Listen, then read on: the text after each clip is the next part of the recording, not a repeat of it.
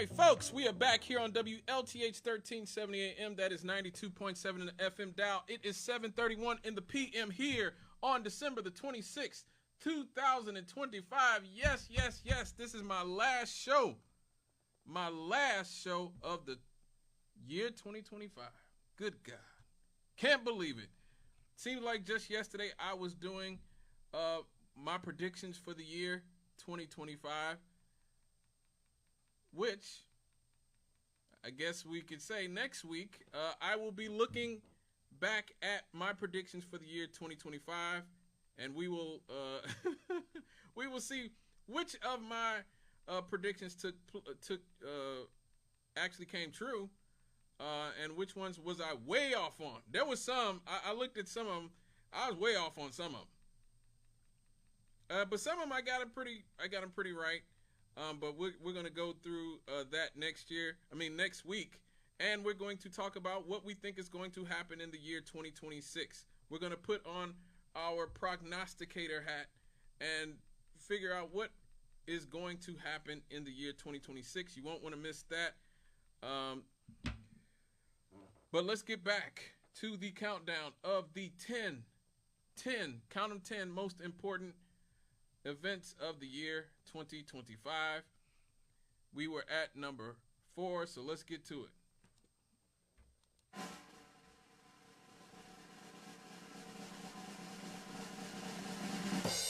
Number 4, the economy.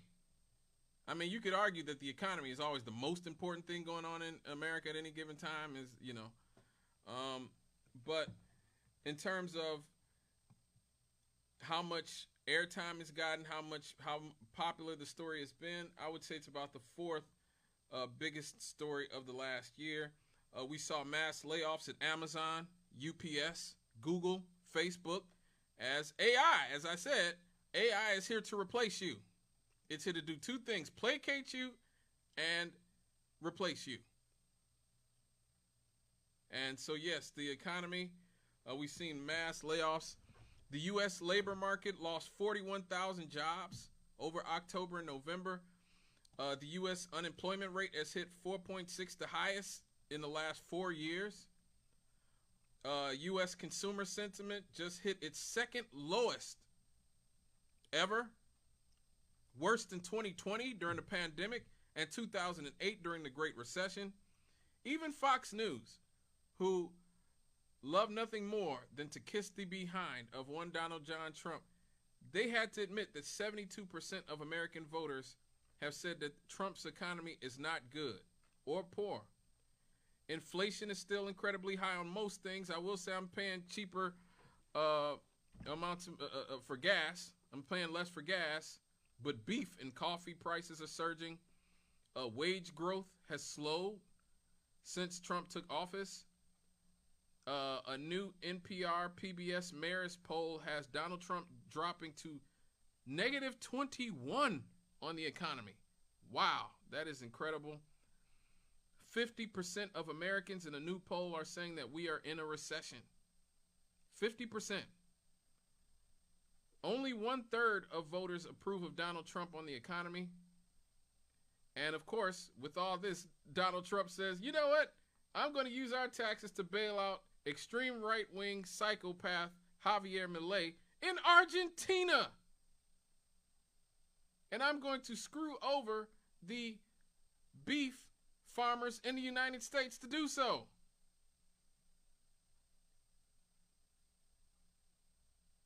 Man, I got a feeling Trump is going to end up someplace else in this countdown. Yes, cattle ranchers have suffered greatly in this economy. And so it's just about everybody else. Like I said, other than gas, we're paying higher for just about everything else. So, the economy is the always the story. It's always a story. You could always argue it's the number one story, but in this year, 2025, it was probably the 4th most talked about story. Let's get to number 3. Number 3.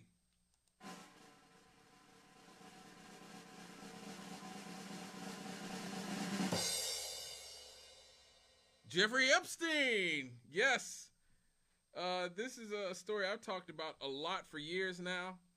That there's been sort of the sort of revelation that our entire government and our entire society is run by a cabal of sex traffickers and like rapists uh, has not landed as hard as I think it thought it would. I think people have already rooted themselves and grounded themselves to the fact that most of the people who run our society are horrible people. I mean, we've gotten used to war crimes that have destroyed whole countries and destroyed the lives of millions. We regularly accept that American presidents are virtually all war criminals, that they allow their friends to, rape and pillage our economy and our society, so while they get rich. And, ultimately, this is a huge, huge story involving the president of the United States and a former president of the United States. Now, for quick recap, who exactly was Jeffrey Epstein? He was a financier, officially. He was a financier, but he was also a convicted sex offender. He became wealthy through financial services, they say. That's what they say. And had a social circle that included very powerful people in politics, business, and entertainment. He owned properties in New York City, Palm Beach in Florida, and the U.S. Virgin Islands, including Little St. James, which we now call Epstein Island.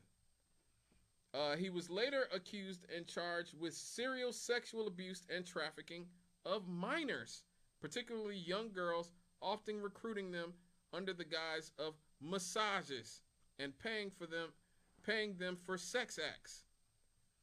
In the year 2025, Congress passed the Epstein Files Transparency Act, requiring the Department of Justice to publish investigative files related to Jeffrey Epstein, his former girlfriend and Girl Friday, Ghislaine Maxwell, and other associates.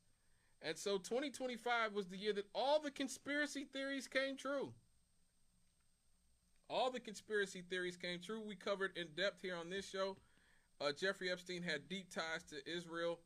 He helped broker deals between Israel and like warlords in other foreign countries.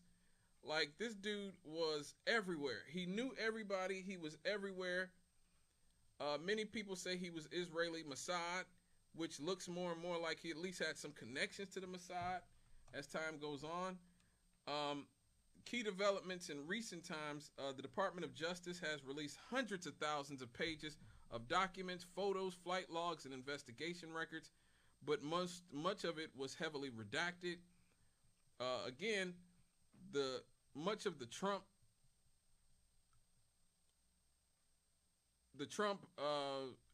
administration, their whole kind of hive, the Trump hive. Much of the reason that they voted for Donald Trump was the idea that somehow they had rationalized in their mind that this guy that they all knew Trump was friends with somehow had no real connections to Donald Trump, even though there's thousands of pictures of them together, and that Trump was going to get into office and he was going to expose all the Democrat pedophiles, because no Republican would engage in that. Of course not. And so when he refused to just release the files when he got in office, a lot of these people who believed all the conspiracy theories have started to turn on Donald Trump, including a lot of his closest supporters like Marjorie Taylor Greene and others. Thomas Massey, another Republican, has turned on Trump, and Trump has turned on. You know how Trump does. He will label you an outcast, but he does not have the same cachet with his stand base anymore that he used to. And so, this story has been very, very, it's interesting. I will say that. It's an incredible story. If you told people about the Jeffrey Epstein story 20 years ago, most people wouldn't have believed it. Like, they would have said, this sounds like a movie. This sounds like a TV show. The idea that all the richest and most famous and most powerful people in the world were being compromised by a child sex trafficker. Wow. I think most people outside of the most conspiratorial would have thought that that was pretty crazy. But this is our reality, and the year 2025 is that type of year where our reality has just become so ridiculous that this is just another thing that I think that we're going through. And I think if this had come out a long time ago, people would have probably rioted in the streets. They would have probably rioted in the streets. So let's go to that was number 3, Jeffrey Epstein. Let's go to number 2. We've got about 20 minutes before Dr. Williams comes in with the 2x4 and kicks me out personally. So let's do this. AI. Oh, whoa, whoa, whoa, oh, oh, AI has taken over the world. Yes, it has.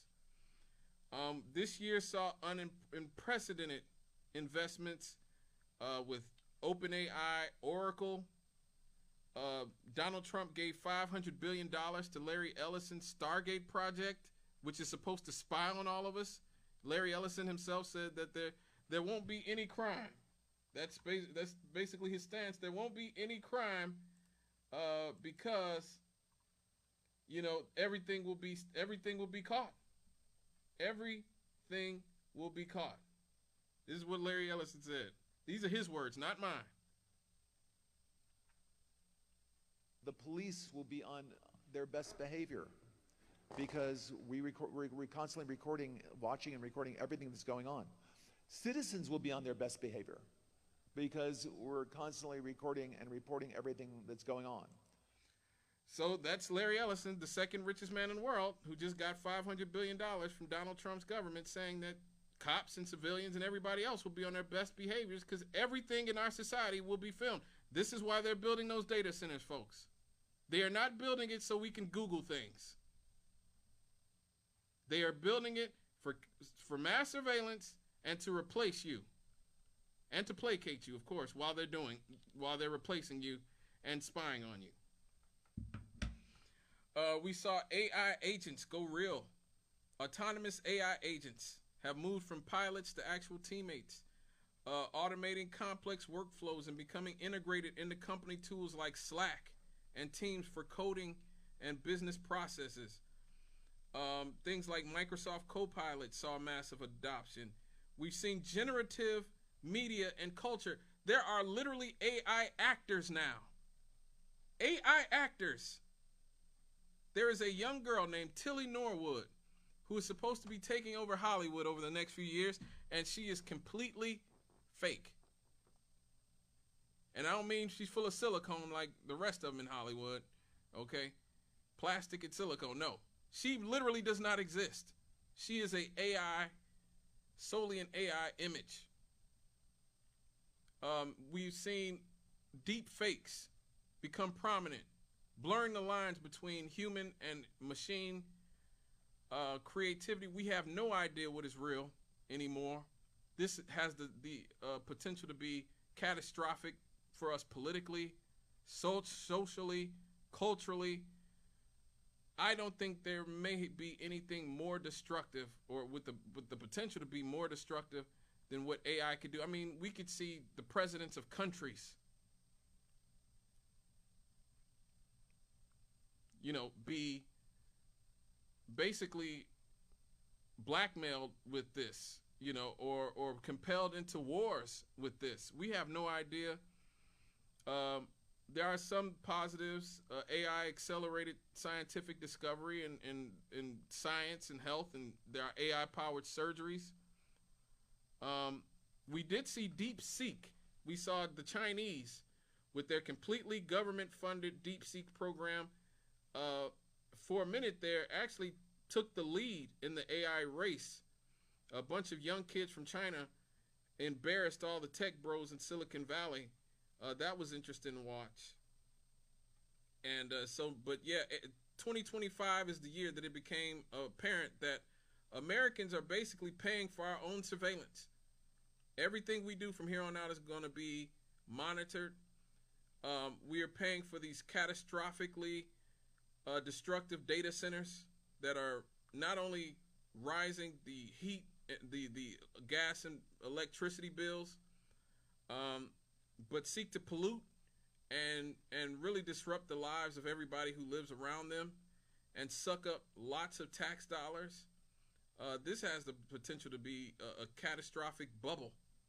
So, yeah, AI is number two. Number two on the docket. Now, before we get to number one, it's important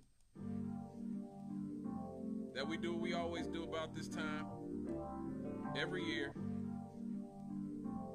we say goodbye to all those that we lost. And this year is no different. We're going to go through the year 2025, the most prominent people we lost in January. We lost Sam Moore from Sam and Dave. In February was a big month.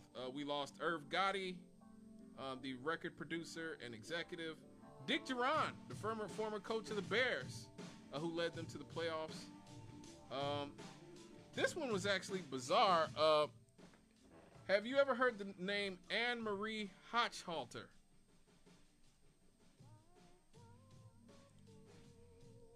Well, she was actually a victim of the Columbine mass shooting in 1999. She suffered injuries in that mass shooting that killed her this year, 26 years after the shooting. She was only 43 years old. She lived from the time she was 17 years old with these horrific injuries, and finally, 26 years after being shot, she died of her injuries, making her, I guess, the last casualty of the Columbine mass school shooting in 1999. That I found that, particularly dark. Gene Hackman and his wife died, and like there was a whole thing because their bodies were found days later, and they couldn't find out what killed them. And it ultimately came out that his wife had caught some sort of illness and passed away. And since he had Alzheimer's disease, he was incapable of caring for himself after his wife passed away. So he just died of heart disease and Alzheimer's disease as well. But for a few days there was some real ambiguity. Jerry Butler, the Iceman, the former Cook County Commissioner. One of the great soul singers ever from Chicago, worked with Curtis Mayfield. Had a lot of ties here in Gary as well. Iceman would be here in the G. My mother actually talked to him a few times. Gwen McCrae, the late great soul singer, wife of George McCrae, passed away this year.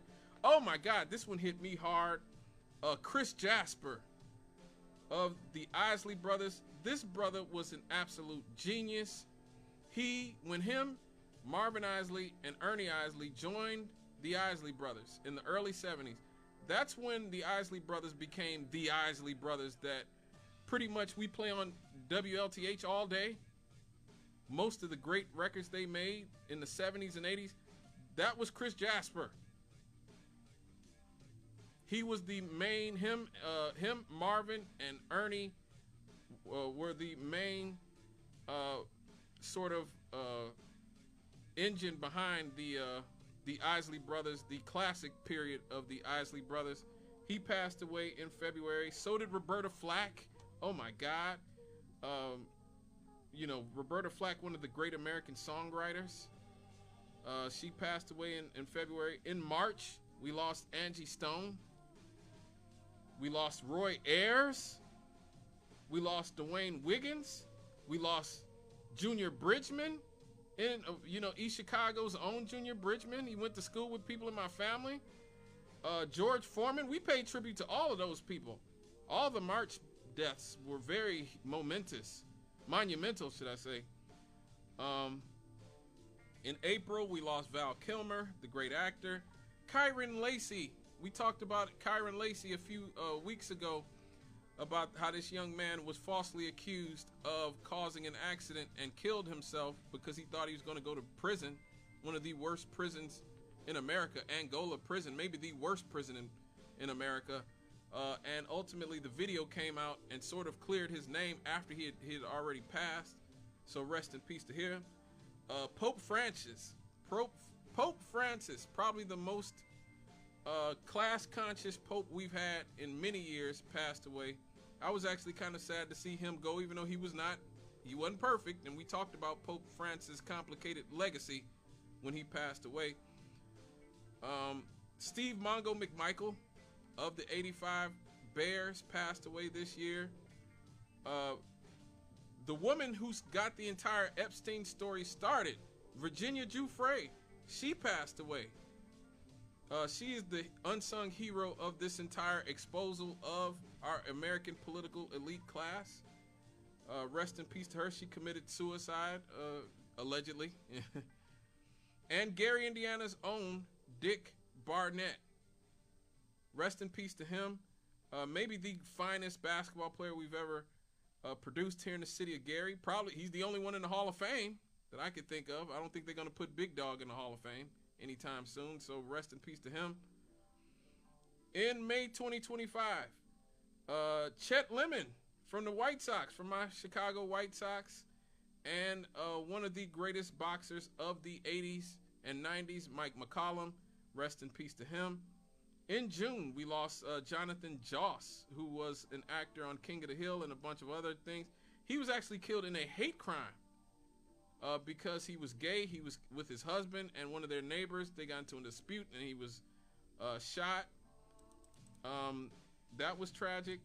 Oh, we lost Sly Stone and Brian Wilson. I paid tribute to them when they passed away. I remember it now.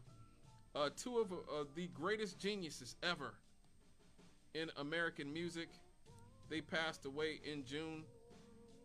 Melissa Hortman and a few others were shot. She was a politician in Minnesota's House of Representatives. A crazed evangelical right-wing loon killed her, went to another house, shot some other politicians, and really had an idea he wanted to kill a bunch of pro-choice politicians. Again, the right wing pretend that didn't happen. The conservatives pretended that didn't happen, but it did. So rest in peace to her. Ann Burrell from Iron Chef passed away. Dave Parker, one of the best baseball players of the 70s and 80s. Rest in peace to him. In July, we lost Young Noble from the Outlaws, from Tupac's Outlaws. He passed away. Malcolm Jamal Warner, Theo from the Cosby Show. Ozzy Osbourne in July. Hulk Hogan. Yes, he passed away. Another Hall of Fame boxer, Dwight Muhammad Qawi, died. One of the greatest little men ever in boxing. And the Cubs' Ryne Sandberg passed away in July as well. In August, Eddie Palmieri, the great jazz pianist, 9-time Grammy Award winner. We lost Danielle Spencer, who was Dee from What's Happening and What's Happening Now. She passed away from cancer. And of course, we have to pay tribute to the young woman, the young Ukrainian woman who was senselessly murdered by a mentally ill schizophrenic man. People like Charlie Kirk and others purposely weaponized her death to try to gin up racism and hatred against the homeless. But her death is still tragic nonetheless, and she did not deserve that. Her family actually came out and begged Charlie Kirk and all those right-wing commentators to stop weaponizing her death to push their racist agenda, and they kept doing it anyway. So in September, we lost Ricky Hatton, the professional boxer who lost to Floyd Mayweather. Robert Redford, one of America's greatest actors. Assata Shakur, a lot more than Tupac's aunt. She's one of the great black revolutionaries who was falsely accused, in my opinion, of murder and ended up escaping to Cuba. In October, we lost Terry Buzzy Johnson of the Flamingos. Oh my God, the Flamingos, one of the great vocal bands of all time. I Only Have Eyes for You. For me, in my opinion, just my opinion, the greatest pop song ever made. There is no equivalent to me. Just a great group and a great songwriter and singer. D'Angelo. We lost D'Angelo, the brilliant singer-songwriter. We lost Ace Frehley from Kiss, Sam Rivers from Limp Bizkit, Doug Martin, the Muscle Hamster, played for the Tampa Bay Bucks. Rest in peace to him. He was only 36 years old. We celebrated Anthony Jackson a few months ago when he passed away. One of the greatest bassists ever in pop music. Sir Mo from the WWF, Jack DeJohnette, the great drummer, Miles Davis Quintet, and multiple-time Grammy winner. He passed away of congestive heart failure. In November, we lost a very young player for the Dallas Cowboys, another young football player, Marshawn Nealon, who took his own life, unfortunately. We lost Hall of Fame coach and player Lenny Wilkins from the NBA. Jelly Bean Johnson of the time with Morris Day, he passed away. H. Rap Brown, one of the great civil rights activists, passed away from the Student Nonviolent Coordinating Committee and the Black Panthers.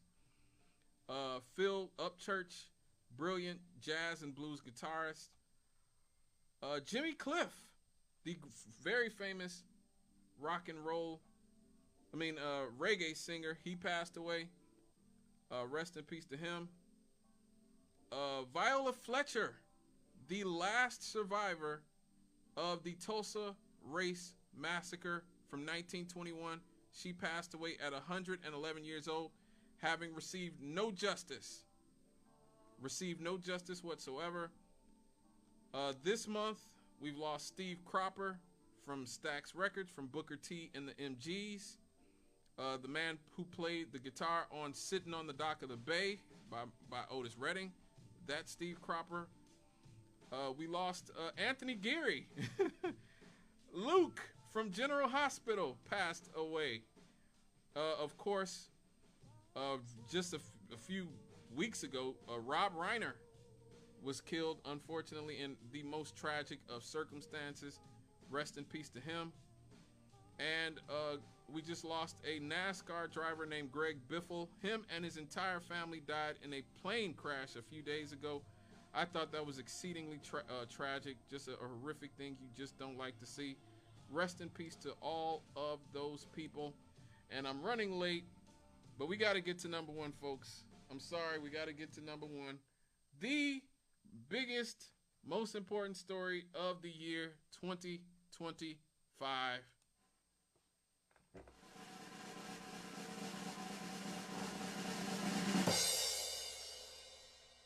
Donald Trump's second term has already turned into a horror show. Lots of people, look, I've always thought that a lot of liberals have over-exaggerated about Donald Trump because he's very blustery. He says a lot of things that offend people. And because of that, you know, they absolutely hate that, and they always said, like, the Klan is going to come back or whatever. I always just thought, look, Trump is a con artist. He's a bloviator. He's a con artist, a BS artist. He's the guy selling broken watches in Times Square. That's who Donald Trump is. And for most of his first term, that's basically what he was. He's basically just a crook, a corrupt, narcissistic, you know, with some megalomaniacal leanings, you know, just sort of, I always said he reminded me more of Silvio Berlusconi than Hitler or Mussolini. But holy hell, this first year of his second term, good God, I hate to say it, but a lot of the liberals I make fun of regularly on this show were a lot closer to being correct about how awful the second term of Donald Trump would be. Like, don't get me wrong, I would never vote for any corporate candidate, Democrat or Republican. I am not a liberal. I am not a conservative. I am a left-wing populist. But that being said, a lot of y'all were right about how bad Trump was going to be in this second term. He's bringing back stuff that I didn't even know was possible. Shortly after taking office, he fired at least 17 inspector generals in a Friday night purge. He swore in for his second term and immediately signed a flurry of executive orders aimed at reversing any Biden-era policies he didn't like, based on immigration, regulations, energy, civil service. He signed sweeping pardons for the January 6 rioters, which was, considering that they tried to literally attack people in Congress, we should have known that was a sign that Trump wasn't going to go gently into the night in this second term. Oh no. Among his early orders were to rescind environmental protections, dismantle federal programs related to diversity and equity. They declared war on DEI, climate change. He started threatening tariff threats against all of our foreign trading partners, including our allies. Among his early directives were moves to end birthright citizenship, restrict asylum access, eliminated gender-affirming care protections. He's taken moves to completely dismantle the Department of Education and roll back civil rights policies, redefined sex categories, and ended Joe Biden's Title IX expansions. The administration pursued controversial immigration actions, including deportations under the 1798 Aliens Enemies Act,